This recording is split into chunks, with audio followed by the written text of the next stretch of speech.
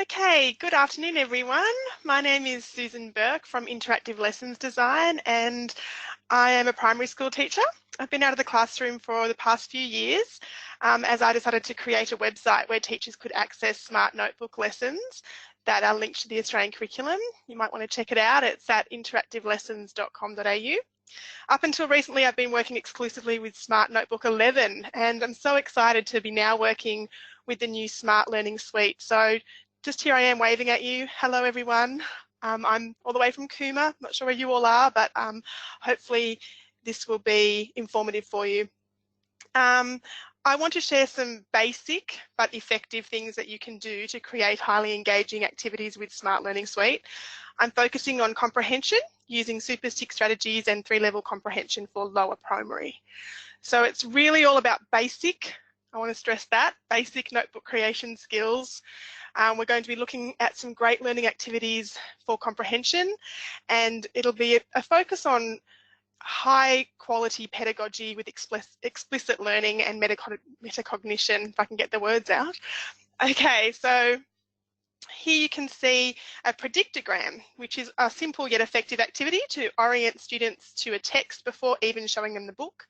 It's simply taking some words from the text and asking students to categorise the words by dragging the words into different areas of the screen.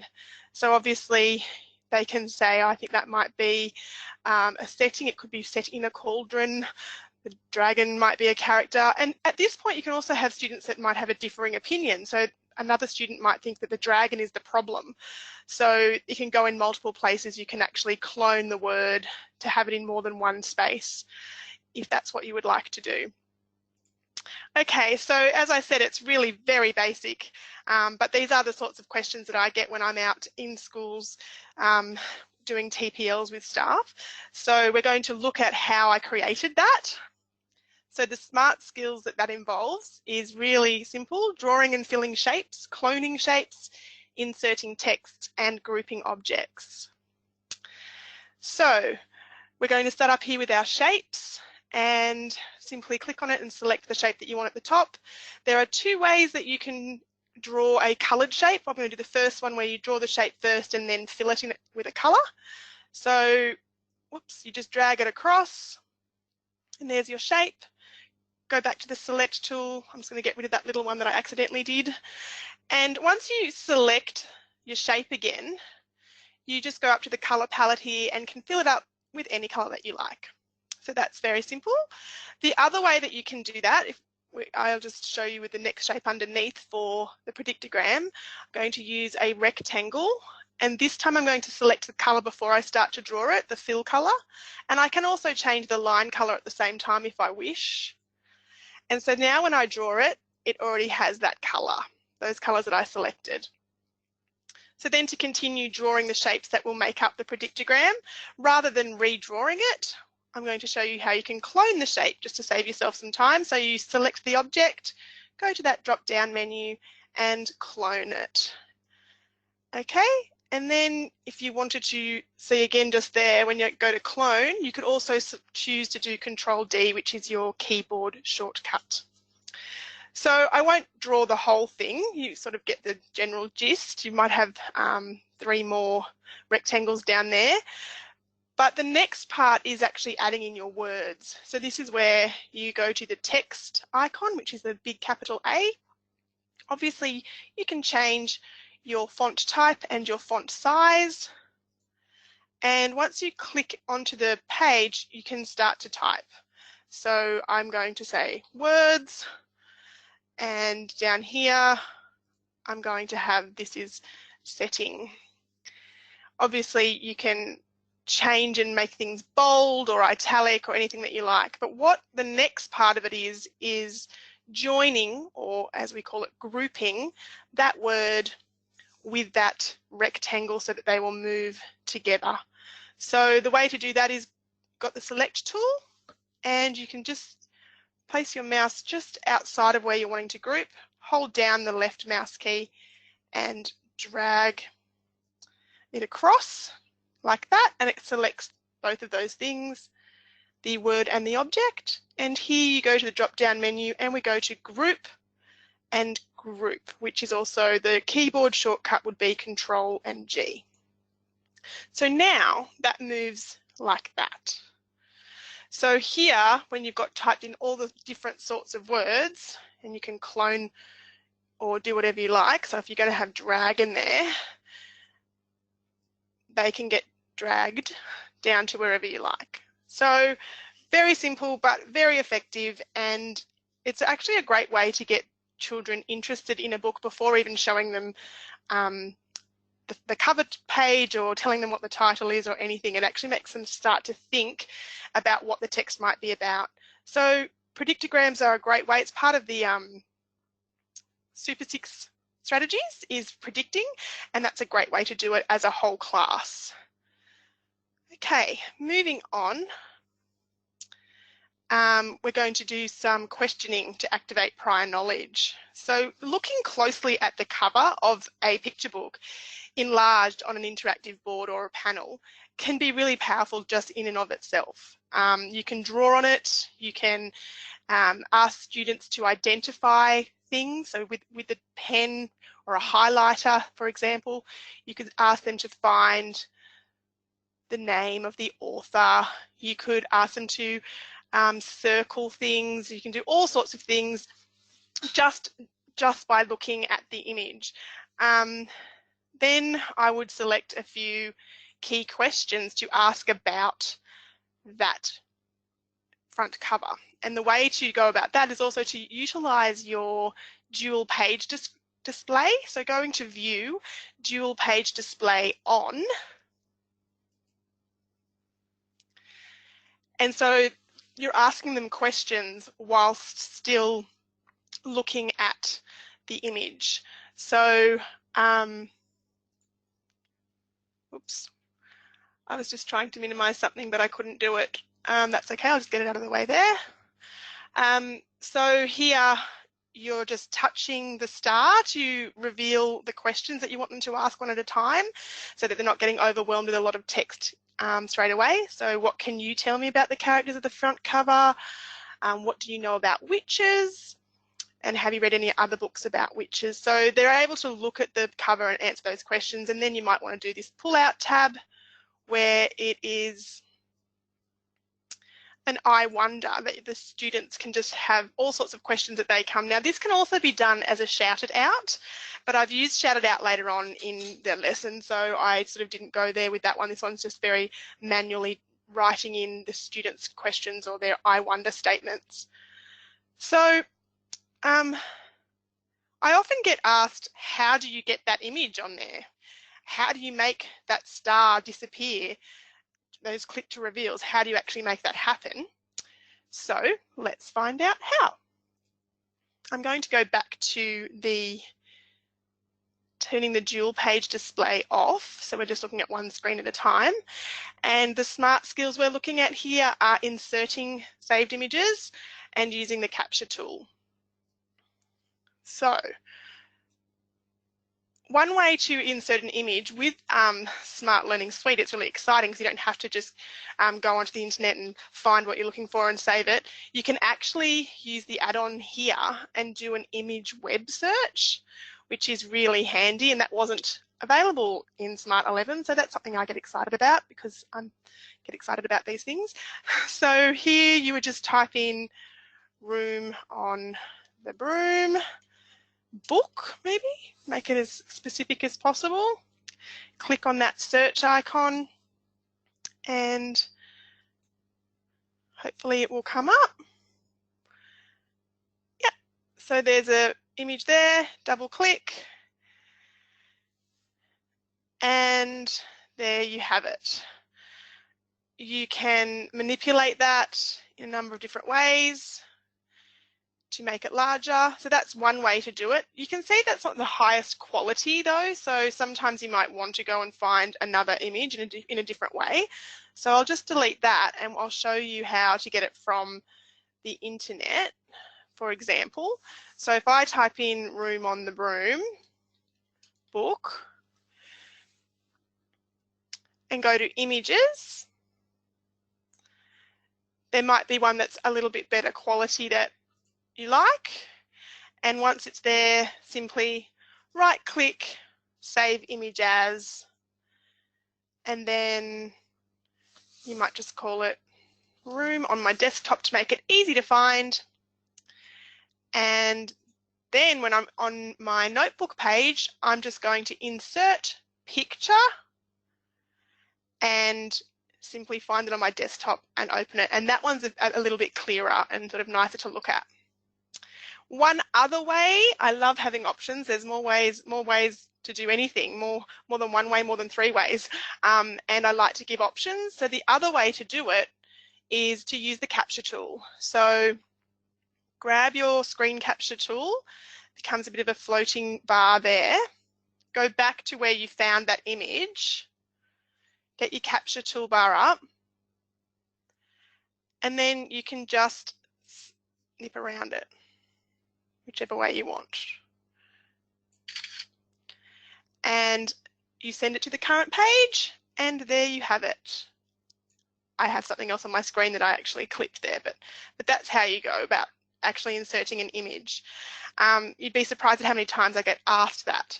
So hopefully that's been okay for you there. And the next one is, the next part is going to be the click to reveal for the questions that you might ask.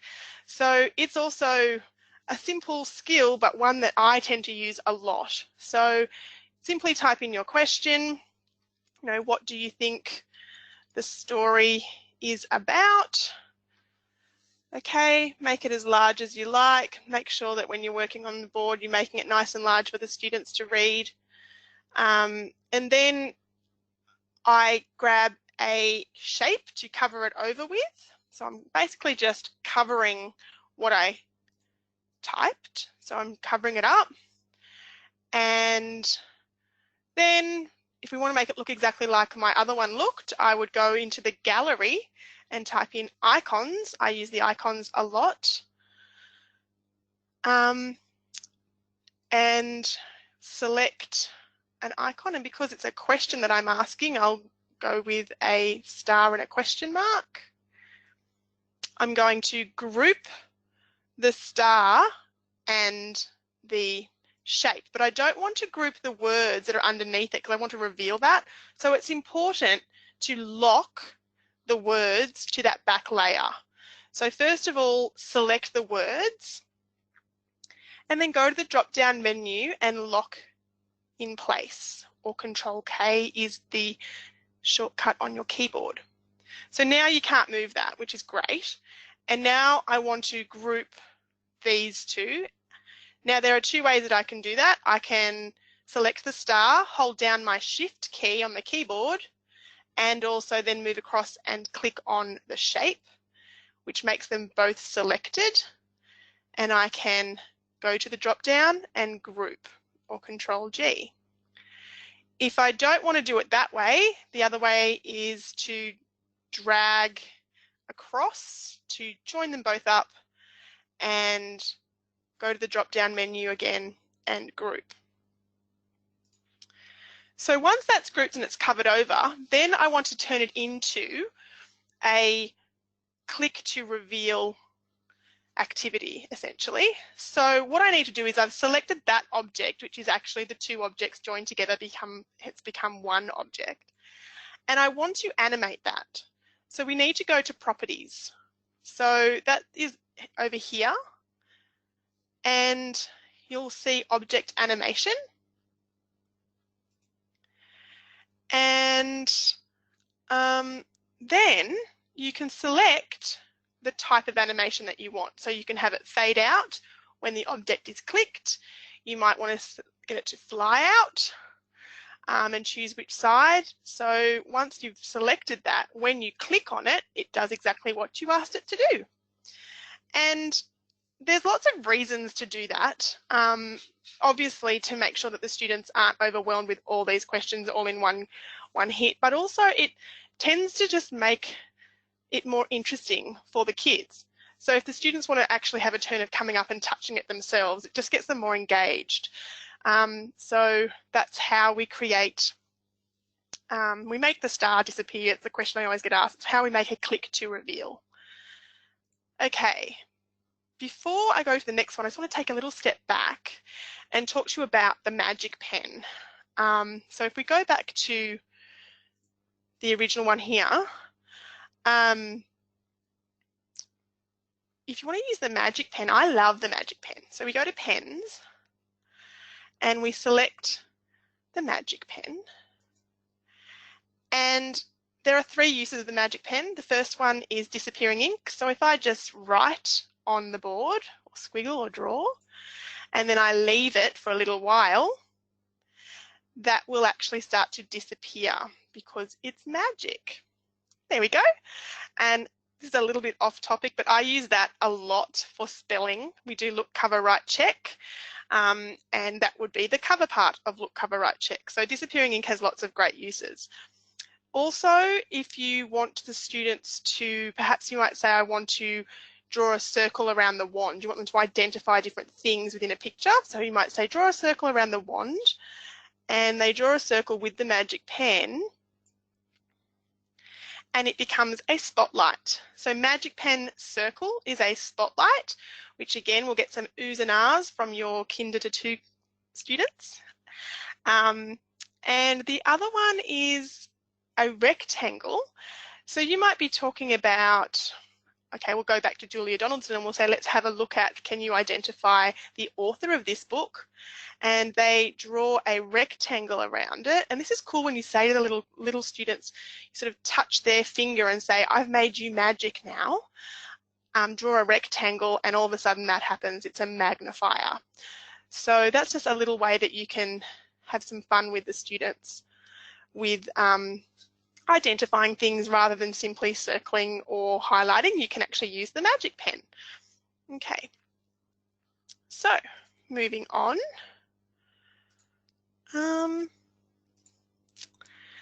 Okay, the next thing that I would do in a sort of comprehension lesson around this book, after we've done the predicting, we've had a look at the title, cover page, we've really asked some questions around that. Now I would obviously read the book as many times as possible. I would read it myself aloud to the students. I would have someone else come and read it as much as you possibly can. And then it's always good to have someone else read it. Now, a great thing about Smart Learning Suite, another thing, is the YouTube, inserting a video with YouTube, embedding it so simply. So if you want to insert a read aloud, simply go to the add-on over here, select the YouTube videos icon, and you're going to type in Room on the Broom, read aloud, and the search icon, and you can choose which one you like. So there's a lot to choose from. Let's just go with the first one to show you how to actually do it. So you select it and click insert. And there it is for you to play. So that's super handy. Obviously that can be used if you've got literacy groups happening after the initial read that you've done, you know, the next day or the next week even, and you can have that going with the students having their headphones on, and they can have a chance to listen and read along as well. Okay, moving on. I'm a big fan of, before diving in and asking students comprehension questions about the book, making sure that they understand the types of questions that there are for comprehension. So this is just about metacognition and being explicit about what we're doing. So here, using the 3 types of questions, literal, inferential, and applied, you might be utilising the language of hear, hidden, and head. So this is just, you know, going through, reminding them what sorts of questions they are, so that if you're looking at literal text, you're going to find the answer in the text. It's going to be facts and details. So all of that, just as a reminder to them as to what it is you're doing. And all these things that are happening now, I've just already showed you with how to create something where you've got click to reveal, and you just get to discuss the type of questions first. And then, before even asking them questions, I would show them some questions and ask them to identify, is that a literal question, or is it an inferential question, or is it an applied question? So here, this is what we're going to learn to create now, is using the activity builder. So I've got an image here with the words literal here, and I've just got 3 questions on the screen. And the students need to decide which one of these questions, or if there's more than one, which questions are actually here questions. They don't have to give you the answer to the question yet, they're just identifying the type of question. So what kinds of things do you think the witch would use her wand for? Hopefully they would identify that because it's got you think, it's not going to be in the text, because it's asking you to think outside the text. Same here, do you think the dragon was frightened of the monster? This one here, what colour hair did the witch have? We can find that in the text or even in the pictures of the text. So if they had chosen this one and dragged it up to that picture, it would spit it back to the page to say, no, that's not correct. However, if they chose this one, what colour hair did the witch have, and they bring it up and let it go, it sucks it in to say, yes, that's correct. That is a literal question. So obviously I've got the same there for different types of questions. Again, just to show you what sort of hat did the witch have. If I was to drag that up and think that that's a head question, it would bounce back. And if I say, what other things would you have put on the magnificent broom? That's an applied question because you're asking them to think of their own opinions around something. So we're going to learn how to make that using the activity builder. My screen is looking a bit weird, so I hope that you can all see it. I had this glitch earlier, but I think it's all working fine. So we're going to go to find an image to use. Now, it doesn't have to be a picture like I had of a head or a detective. It can be really anything. You could actually just have it as a shape, as an object. And because we're running out of time, I'm just going to do it really quickly, and we're just going to have a love heart. And we're just going to draw the heart there, and that's going to be the object that we want to drag the questions into. So then I go to the add-ons here and we find Activity Builder. I really like this, it's really cool. So we're going to select an object to edit, and that will be what we're aiming to do. And then I would need to have already typed in some ideas. And once again, I don't want to keep you here longer than the half hour, so I'm just going to type in, yeah, I'm having a few technical issues, I guess you can probably see that. Just imagine that that's a question. No, it's not going to work for me at the moment. I'm sorry, Crystal and everyone who's there, I'm glitching out. So we might have to go out and back in again and see if it will work. Okay, I'm just going to try to type in a question. No. Okay, well there it is, what? We'll just go with that. Imagine that's a whole question saying what is the colour of the witch's broom?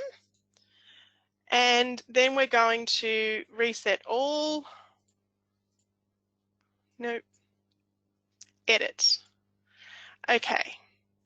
It's asking us here to drag the objects that are going to be accepted into that object. So the words. I get to my select tool and I drag. It's really not going to work for me. I'm so sorry. It is a great activity, a great thing to be able to create. So I might just skip there because I have a rule of 3 that if I try 3 times with anything technological, if it doesn't work for whatever reason, there's no point getting distressed about it because that can happen in the classroom in front of a whole heap of kids. And if it happens, you just sort of move on. So maybe that can be a webinar for another time, how to use the activity builder. It's probably because it is glitching a little bit. I'm thinking it might be time to wrap it up. I did have some other ending activities which were really great, shouted out for thin and thick questions. So the students just get to log on to their hellosmart.com and they get to actually send to the board some thin questions and some thick questions about the text, which works really lovely. And then there's other ones like super sorts if you want to go into doing word work, like separating nouns and verbs. So it's really fun. I might see if I can figure out how that one, let's just have one little go to see if that works. If it doesn't, that's fine. The way to create that is in Smart Lab, going to Smart Lab, and there are so many fantastic gamification things that are so engaging for the students and so simple to make. So super sort, and you just give it your categories. So perhaps this one would be nouns and the other one would be verbs, and you just get words from the text. So there was broom, cat, dog. For example, verbs, we had the cat, he grinned, and there was one that flew and shrieked. Great verbs, so much work you can do with the words with Julia Donaldson books. And then you get to choose which one you like. Dragon would be perfect because there's a dragon in the story. Click on finish, and as simple as that, you've created a fantastic self-correcting game where the students are identifying parts of speech from words they've just read.